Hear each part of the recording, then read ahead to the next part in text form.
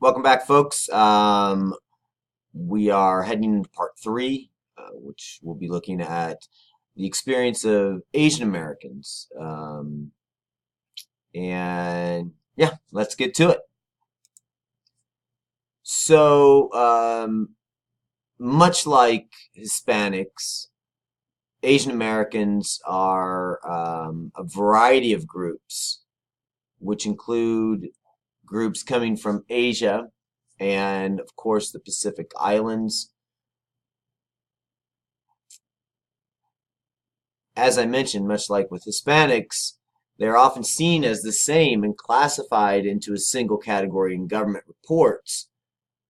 But these groups vary significantly in reference to their culture, their language, physical characteristics, and each group has had unique and different experiences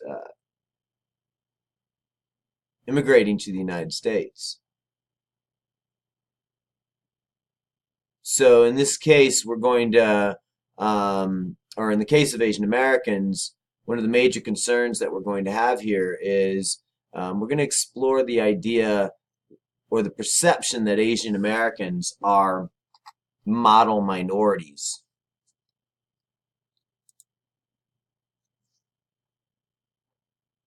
As I mentioned, these groups differ from each other in language, customs, and culture, physical appearance, and most importantly, in the ways that they've entered the United States. In reference to this, there's some important features that we should probably focus in on. Asian and Pacific Islanders are tiny fractions of the U.S. total population. Most Asian American groups have grown dramatically in recent decades. Of course, once again, much like Hispanics, with the changes in civil rights legislation in the United States, it has encouraged people that look differently, of color, to try and come to the United States. The rapid growth is projected to continue for decades to come, and the impact of Asian Americans on everyday life will continue to influence American culture as those numbers increase. As you can see, there's a variety of Asian Americans: Chinese, Filipino, Asian Indian, Vietnamese, Korean, Japanese, Pakistani, Cambodian, Hmong, and Laotian. Of course, the Chinese group is the largest, followed by the Filipinos, Asian Indians, and as you can see, Vietnamese, Korean, Japanese, Pakistani, so on and so forth. Asian Americans and Pacific Islanders speak many different languages, and they practice a variety of different religions. Most notably here is that most of them are not Catholic and most of them are not Christian in general. Asian cultures predate the founding of the United States by centuries or even millennia, and although no two of these cultures are the same, some general similarities can be identified. I think it's important to realize that Asian cultures predate the founding of the United States by centuries or even millennia. They not only predate the United States, but they predate Europe in general. The reality of the world that we see today, where Europe and the West dominate global trade and culture and things of that nature, it's very different than the way things used to be. Asia used to be the center of the world. It used to be the center of trade. It used to be the center of cultural development.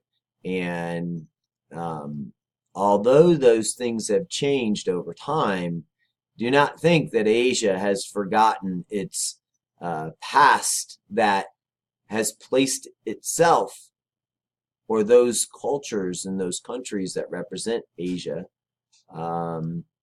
as being the leaders of industrialization, the leaders of global trade, and And they're trying to right that ship. China has made significant strides and they are now seen as one of the two most powerful nations on the planet.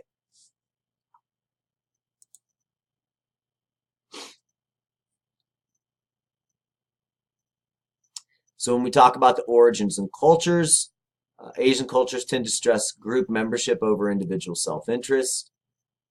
Asian cultures stress sensitivity to the opinions and judgments of others and to the importance of avoiding public embarrassment and not giving offense, i.e. saving face. Traditional Asian cultures were dominated by men and women were in subordinate roles. The experiences of Asian Americans in the United States modified these patriarchal values and traditional traits, and the cultural and religious differences among the Asian American groups also reflect the recent histories of each of the sending nations. A good example of some of these differences would be looking at Confucianism, which was the dominant ethical and moral system in traditional China and had a powerful influence on many other Asian cultures. Counsels people to see themselves as elements in larger social systems and status hierarchies. It also emphasizes loyalty to the group. It emphasizes conformity to societal expectations, and it emphasizes respect for one's superiors. Group harmony, or wa, in Japanese, is the central concern, and displays of individualism are discouraged. Women of high status in traditional China symbolized their subordination by binding their feet, which was considered beautiful, but also immobilized women was intended to prevent them from wandering away from domestic and household duties. So for the groups with longer histories in the U.S. society, the effects of these values of individual personality may be slight, especially for more recently arrived groups. But you have to remember the effects are more powerful for those coming later than those arriving earlier.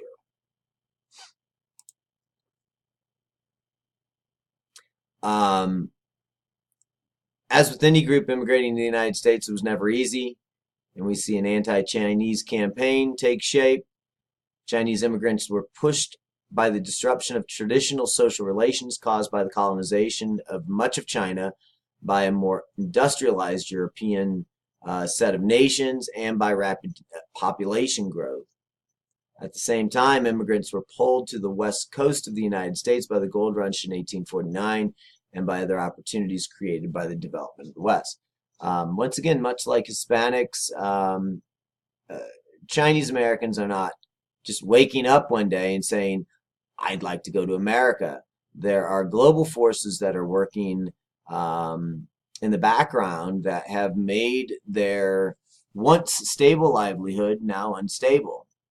The idea of industrialization and privatization from the influence of European nations is significant here, and it cannot be discounted or ignored. Ethnocentrism based on racial, cultural, and language differences was present from the beginning, as it is with any immigrating group. The dominant in the United States, English-speaking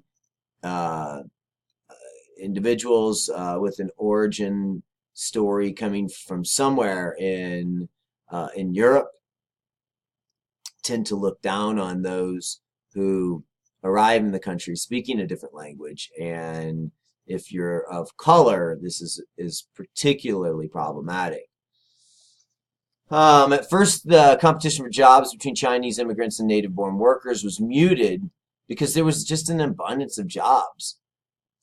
But as the West Coast economy changed and Eastern Anglo migration continued, Chinese came to be seen as a threat. And elements of the dominant group tried to limit that competition. Once again, we see this. This is a central part of the Hispanic story as well. The Chinese controlled few resources with which to withstand these attacks, as they were a small group and by law were not permitted to become citizens. Citizenship is important because if you are a citizen, there are certain laws that will protect you.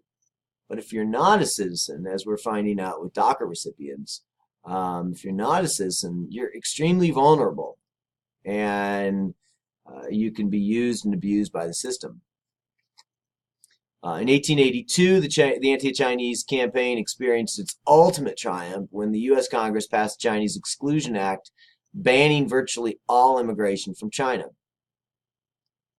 This is consistent with the predictions of the split labor market theory, where native-born workers, organized labor, and white owners of small businesses felt threatened by the Chinese and supported the Chinese Exclusion Act.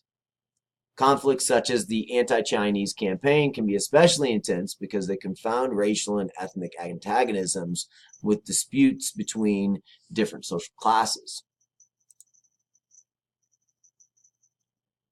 Following Chinese Exclusion Act, the number of Chinese, as you can imagine, declined as many Chinese men were not replaced by newcomers. At the end of the 19th century, men outnumbered women by more than 25-1, and the sex ratio did not approach parity for decades.